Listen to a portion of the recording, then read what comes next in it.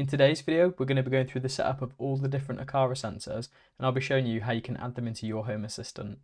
Check it out.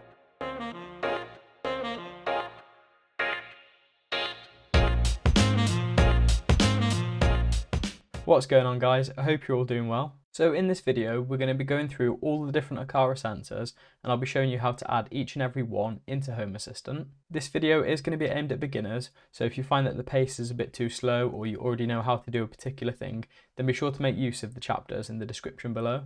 You might have already noticed that we're trying to make a bit different today, so I've gone for a multi-camera setup, so we've got this fancy hand camera. Ooh.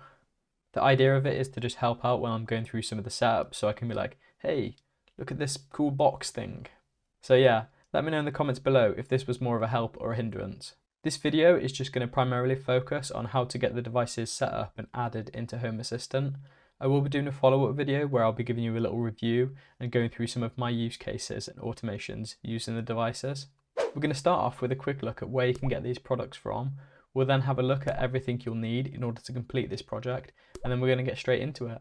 Again, if you do find this a bit too slow paced, be sure to make use of those chapters in the description below. First of all then, where can we get these products from? There is a few different places that you can pick up these sensors.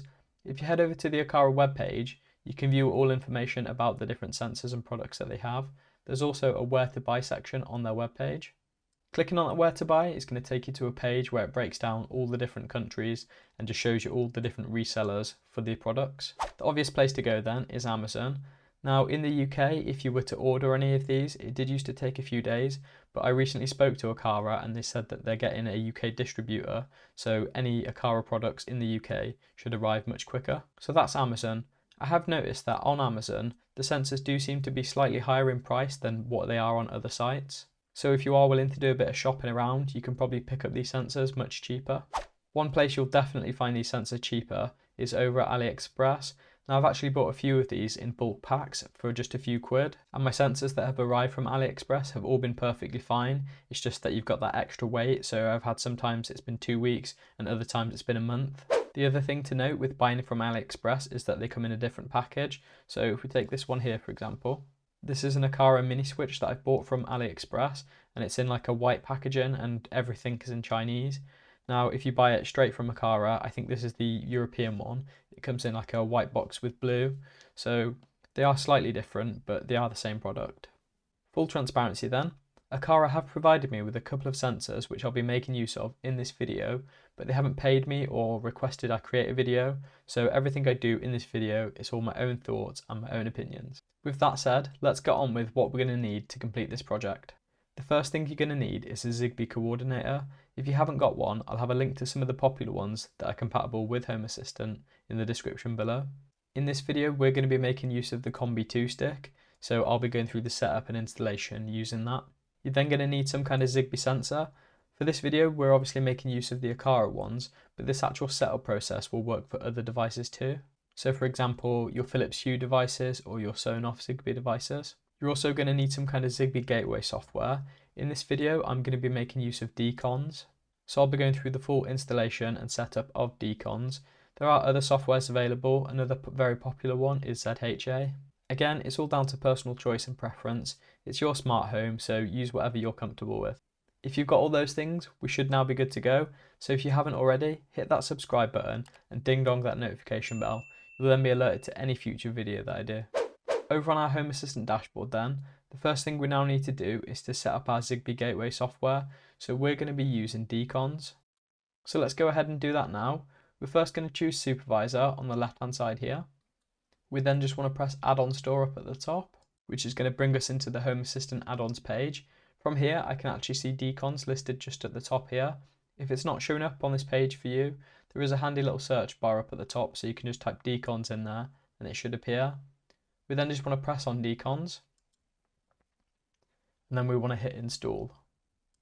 Once that's done then, there's a couple of toggles which I'd recommend you turn on. The first one being Watchdog, and what this one's going to do is if ever for whatever reason deConz crashes, Home Assistant should pick it up and start running it again. And the next one is to just show it in the sidebar. Now this is just an optional thing, but if you're going to be adding lots of devices, it's handy to just have it listed on the left hand side. At the top of the page we can see the documentation for deConz. And in that documentation, there's a breakdown for all the different installations and configuration options available. We're interested in the next tab, which is configuration, so just press configuration up at the top there. In this demo, I'm making use of a Raspberry Pi 4, and I've actually already got the Conbee stick plugged in. So if you haven't already, go ahead and plug your Conbee stick in, and it should appear in this list. If it doesn't, you might need to restart Home Assistant and come back to this step. In this next step, we're just going to tell deConz where our hardware is located. So we're going to press this drop down list here. And then we're just going to specify where our hardware is. So I can see on here, it's actually got my Conbee II listed. So I'm just going to press on that one. We're going to leave all the other options as default, and we're just going to press save. We're then going to head back to the info tab. And we're going to press start on the add-on. We're going to just give that a couple of seconds, and then we're going to hit open web UI.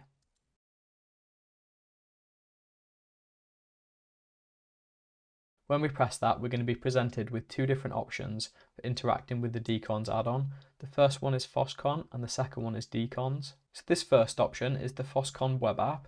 This is the nice friendly user interface that you're going to be making use of to actually add all of your Zigbee devices into deConz. So you add the devices into deConz, and then deConz exposes them to Home Assistant. And if that doesn't make much sense, then don't worry. When we start doing it, it'll all become a bit clearer.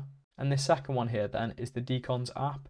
Now, as a beginner, this might seem all overwhelming because there's lots of things going on in here, but don't be afraid of it and be sure to have a look around. In a future video, I will be coming back to the deConz application and showing you some of the things that you can do with that. But in this demo, we're just going to be making use of the FOSCon web app. So let's go ahead and open that up now. When we press on it, we should see our Conbee II with its IP address.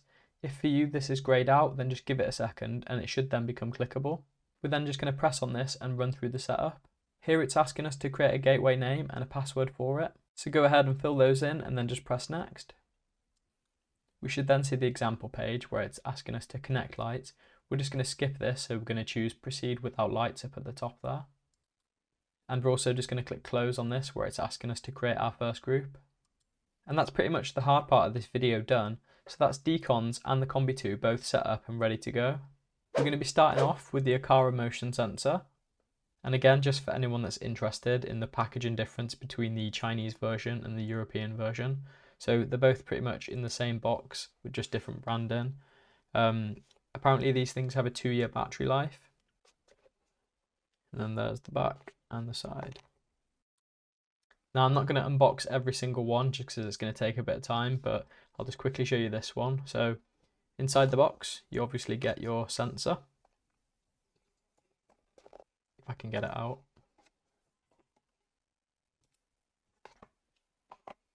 So you get your sensor, you get like a little stand for it to sit on. It can also bend and rotate on that. You also get an extra little sticky pad. This instruction book that comes with it is actually really thick. I don't know if you can see that. Inside of here, there is a CR2450 battery, which is the little coin battery, which I think most of the actual Aqara products make use of. I've just gone ahead and stuck it on the little podium there, so you can see it can just swivel and rotate on here, and also just bend. On the top of this thing, there's actually an additional sensor, which is a look sensor. So that will tell you what the actual light level is that this motion sensor is looking at. So you can make use of lighting in your automation, so you can say if something's dark or something's a set light level. That's a quick look at the motion sensor then. So we're going to head back into Home Assistant now, back into deConz, and we're just going to expand this menu out in the top here. We then just want to press on sensors. And what we're now going to do is just add this motion sensor into deConz. At the bottom of the screen just here, there's a little button that says add new sensor. So we're just going to press on that. And here it's going to ask us to select the vendor of our sensor. Now it's none of those, so we're just going to choose other. And what this is going to do is to allow our Zigbee network to search for new devices. So the next thing we've got to do is to put this motion sensor into pairing mode. To do that, we're just going to press on this little button on the side here and just press and hold that for a couple of seconds. We should then see it start to flash, and that's then in pairing mode. And you can see on screen here that it says sensor ready and that it's found it. So we're just going to press ready. We can see now in this list of connected sensors, our motion sensors here. So we can see the motion sensor, we can see the vendor, and it says that it's Xiaomi. And I think that's just because Aqara is a subsidiary of Xiaomi, so it's based on the actual Xiaomi tech. Then in the product type, we've got it's a motion sensor. And in the values here, we can see a couple of different things. We can see it's got a little man, which identifies motion. We've then got the lux sensor, and then there's also a temperature.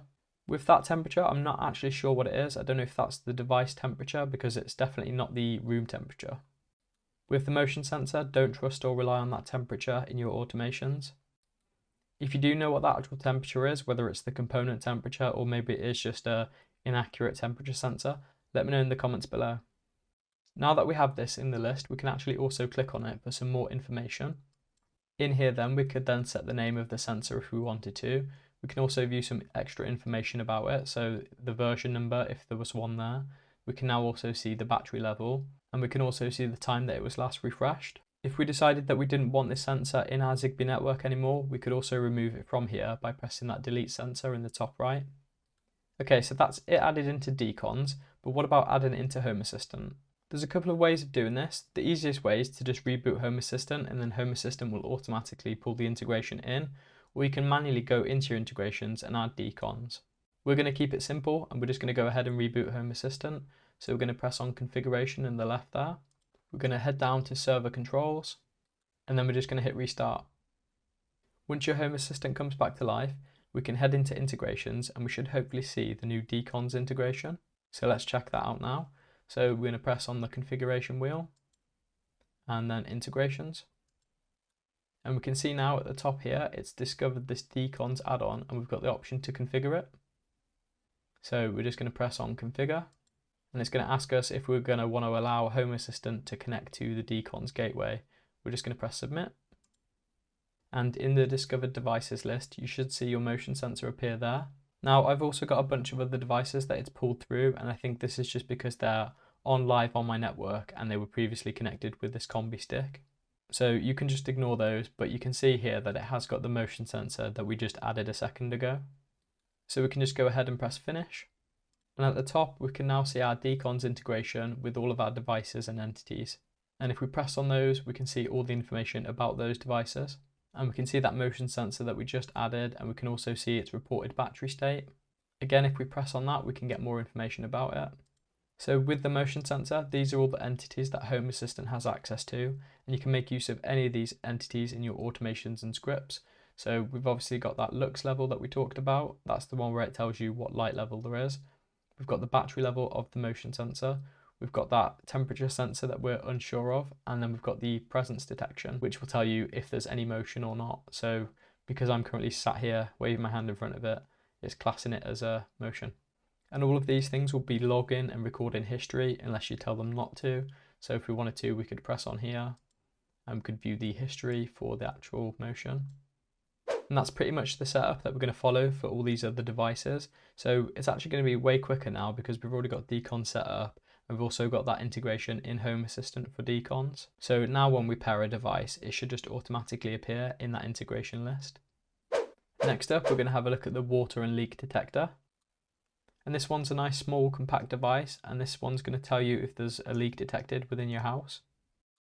Back over in deConz then, you probably guessed it, but we're just going to press on this add new sensor, and again other. And with this one, I think you just press and hold on that center bit. So if I do it so you can actually see, there's like a small blue LED there. So just press and hold on that for a sec. That should then go into its pairing mode.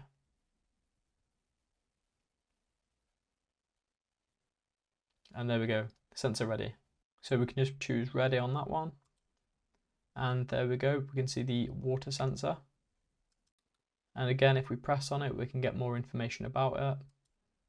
So we can see when it was last refreshed, if there's any water, the current temperature, battery, and the version. And up at the top, if we jump back to our Home Assistant tab, we should now also see that that automatically added into our deConz integration. So at the bottom there, I can see that water sensor. And in the Home Assistant entities here, we can see all the information that we could in the deConz add-on. So the way that this water sensor works is that on the back of it, there's these two contacts. And when the two contacts are bridged together, it tells the sensor that there must be water. So as a quick way to just demo that, if I get these two screwdrivers and I just cross them over and touch the two contacts and then touch them together, we should now see that that water sensor has changed to wet. And if we leave that for a second or so, it should go back to dry. And there we go, dry again. So that's 2 down. We're next going to have a look at the door and window sensor. So inside the door and window sensor, you obviously get a door and window sensor. And you also get some 3M tape so you can stick the sensors to a wall or somewhere else. I really like the size and form factor of the window and door sensor from Aqara. So that's the Aqara one there. And then this is another branded one. So it's much bigger and much chunkier. And to be honest, they probably have about the same battery life and also the same responsiveness. So yeah, this one's just a contact sensor. So this bit's the actual sensor, and then this one's just a magnet. So you could swap that for any kind of household magnet. And obviously whenever they make and break contact, that's when your sensor changes. Now you definitely guessed this, but back in deConz, we're going to go into sensors again. We're then going to say add a new sensor, and again other. And for this one, we're just going to press and hold on the top button here. And when we do that, we should see the little blue LED start to flash. And after a second, we should again get that sensor ready. So press ready again. And again, we can see the window and door sensor just at the bottom there. And if we press on it, we can view more information about it. So we can see there, it's currently set as closed. If we separate them, it should just change to open, and again, close it. And back in Home Assistant, we can see that that also added in here. So I can see this open and close 5, and I can also see its battery level. Now you may have noticed that by adding those 3 sensors, it's just auto-generated their names, and those names aren't very helpful. So if this wasn't a demo and this was my real one, they would have proper names. So having a good name and assigning it to an area is important just to help distinguish what it is, because if you've got a whole bunch of motion sensors and they're all called motion sensor 1, 2 and 3, unless you know in your head and remember or label them or something, you're not going to know which one was which after a few weeks. So just as a quick demo on how you'd go about doing that, let's say we wanted to change the name of my open and close 5. In the device section then, we can then change the device name here to something more memorable, but the other thing we're going to need to change if we change the device name are the actual entity names. So we need to update the entity name so it matches the device name, but also the entity ID. I'll quickly show you that so you know what I mean. So here I've renamed the device to kitchen window and I've assigned it to the area of kitchen. I'm just going to press update, and it's going to ask me if I want to update the entity IDs. And I'm just going to press rename here. And you might now be thinking, okay, cool, that's changed the device name and also updated the entities for me. But in actual fact, it's only updated the actual friendly names of the entities. So if I press on the kitchen window battery level entity now, we can see now that its friendly name is kitchen window battery level, but the actual entity ID is still open close _5. So if you added multiple of those sensors and then went and changed the names and don't change the entity IDs, you might run into a bit of trouble, especially if you're using anything where you refer to it by the entity ID. Open and close 5 isn't going to mean much to you if you've got open and close 3 and 2 and 1. So the way around that would be to just update the entity ID here, but it's just food for thought. And again, it's your smart home, you can do it however you want. And just another quick demo of this little sensor here to show it updating in Home Assistant. So it's pretty rapid, this. Next up, we've got the vibration sensor. And this one's just a little sensor, which obviously you can detect vibration. With this one, you get the little sensor and you also get, again, like a 3M sticker, so you can stick it to a surface. And just like the others, it's got a little coin-based battery. So I've took the tab out of that one, and again, we're going to press add new sensor and other. And this one has got a little button just at the top there. So I'm going to press and hold on that, and we should see the little LED start flashing. Now this particular sensor actually took a few times in order for it to pair, so I had to press and hold the button about 3 or 4 times and then finally it connected. So not as flawless as the other sensors, but it's now connected and I can see that sensor ready. And I can see the vibration sensor at the bottom of my connected sensors. So I've used some of these vibration sensors in my house before. I had one on a tumble dryer just to tell me whether the tumble dryer was on or off, but I found that the actual vibration sensitivity wasn't very good. And those sensors were the ones from AliExpress, so it'd be interesting to see if this one's actually any different. So it's currently telling me that there's no vibration, so let's see how much it takes to actually make it move. So for this scientific test, I'm going to take this screwdriver and just tap on the table. Okay, here we go.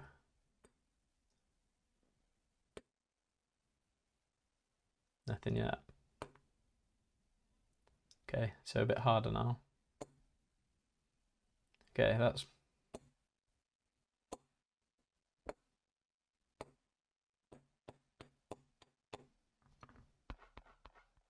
I mean, the table's like practically shaking all around it and it's telling me that there's no vibration, so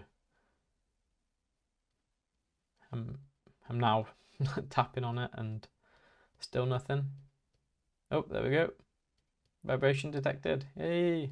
So I don't know what to make of this thing. It is one of the ones that I'm actually disappointed with. As I said, I did try it in a few other projects and just found it wasn't sensitive enough. Now, there are a couple of things you can do with ZHA and also deConz to change the sensitivity of these things, and I have done both of those and it's just still doesn't work. So yeah, I'm not too sure with this one. I have heard it is much more responsive if you pair it with one of the Aqara gateways. I'm going to come up with some proper scientific experiments to actually test this thing out and give it a fair trial, so be sure to be following me on my social medias if you want to see how those go. Okay, next up then, we've got the Aqara Mini Switch, and I do really like these ones. I've got quite a few of these around my house. You can program the button to do different things, so you can have a single press do something, a double press do something else, and then you've also got press and hold. So you can program all those actions and have them do different things. They also come with these 3M little stickers, so you can stick those to the wall, and they do stay on the wall quite nicely. So I'm just going to pull the tab out. Back in deConz land then, so I probably don't even have to tell you what to do now, but I'm going to tell you anyway, just in case it's somebody skipping to find out how you set up a button.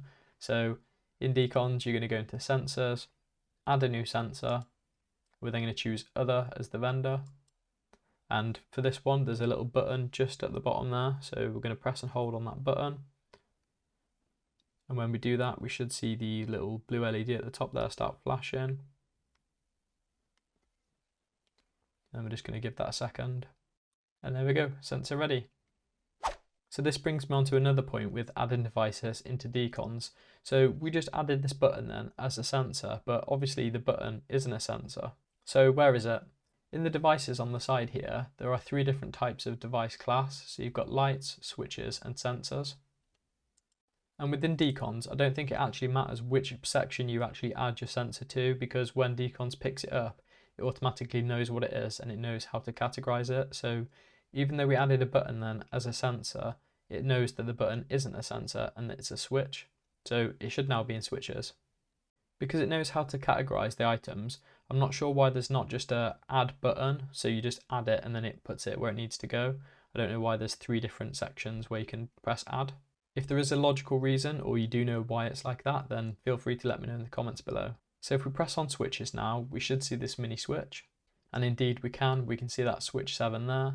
And if we press on it, we're going to get the information about it. And if we have a look at the information for the switch, you might think, oh, there's nothing there. There's no information at all. And that's just because the mini switch works a bit different to the other sensors. And if we jump back to Home Assistant, we can see my switch here and it's been called switch 7. And we can actually see the battery level for this. So we can see this in Home Assistant, but we couldn't see it in deConz. And if we have a look at the device information for the switch, we can see the battery level and also the temperature. And again, we couldn't see any of those things in deConz. With all the other sensors that we've looked at today, they've all had entities that have had a state. So the contact sensors had an open and closed state. The motion detectors had a motion detected or not detected. But what about the switch? The switch doesn't tell you anything. So with the switch, what actually happens is when you press the button, it fires off an event, but because it's an event, it's not an entity, so there's nothing for it to see or record. However, using an event listener, we can listen to the event and see it get fired off. So I'll show you how to do that now, and then I'll show you how you can make use of those events to create automations on those button presses. To do this, we're going to use the developer tools. So in the left sidebar there, we're just going to press on developer tools. On the top menu then, we're going to choose events. In the events here, there's an option to listen to events. So we can subscribe to a particular event and then listen to what comes back. So in our case, the event type that we're going to want to listen to is the deConz event. So if we type in deConz event in the event subscribe here, we then just need to press start listening. And what this is going to do now is to just listen for any deConz event that happens. So if we take our switch now and give it a press, we should see some text come through, And what this text is an event that's occurred on that button press. And with that button press, there's going to be two bits of information that we care about. The first is going to be the event ID, and the second is going to be the device ID. And we can see both of those just here. So the event that happened was 1002, and then that was the device ID that caused the event. And if I press it again, I should get event ID 1002 again. And that tells me that event ID 1002 is a single press. If we double press the button, we've now got a different ID, so a double press is event ID 1004. If we hold and press, we've got 1001 whilst we're holding it down, and then if we let go, 1003. So that's 4 different IDs, which is 4 different events, and we can make use of all of those in our scripts and automations. And just so you don't have to keep going back, I'll have those ID numbers on the screen somewhere so you know which ID was for which event. Just make a note now of your device ID because we'll be using it in a second. So if we open up automations now, I'll quickly show you how to make use of those events and use them in an automation. So we're going to open up automations and we're just going to add a new one. And we're just going to start with an empty automation. So give your automation a name. For the trigger type, it's going to need to be an event. And the event type is going to need to be that deConz event we just looked at. So for the event type, we're just going to type that in. In the event data, this is going to be where we choose which particular event ID we want to trigger. So we're going to choose one of those event IDs, and then we also need to combine that with our device ID. So it will look something like this. So event 1004, which I think was the double press, and then the device ID. And what this tells the automation is that on the trigger of a double press, do something. So we could just carry on now. We could add our conditions and add our action. We could have an action where if we press that switch, it's going to turn on a set of lights or turn off a set of lights. Use your imagination. It can do whatever you want it to do. So it's that simple. All you need to do is to just switch the event to the event that you want to trigger, and also make sure you're using the correct device ID. We do have one more sensor left, but I'm not going to go through the setup of it just because it's the exact same as those other ones. As you probably guessed, you just get the sensor, hold the button, sync it with deConz, and then deConz will pass that through to Home Assistant. And that other sensor was just a temperature and humidity sensor, so it gives an actual accurate measure of the temperature and also tells you the humidity of the room. And there we go, guys. You should now hopefully have an idea of how some of those Aqara sensors work and how you can actually go about getting them set up in your own Home Assistants. If you've never made use of deConz before, hopefully you should now be able to make use of that. If you've enjoyed this video, don't forget to drop me a like rating. I do have a few more Aqara videos planned.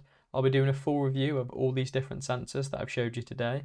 I'll also be showing you some of the automations that I make use of using the sensors in my own home.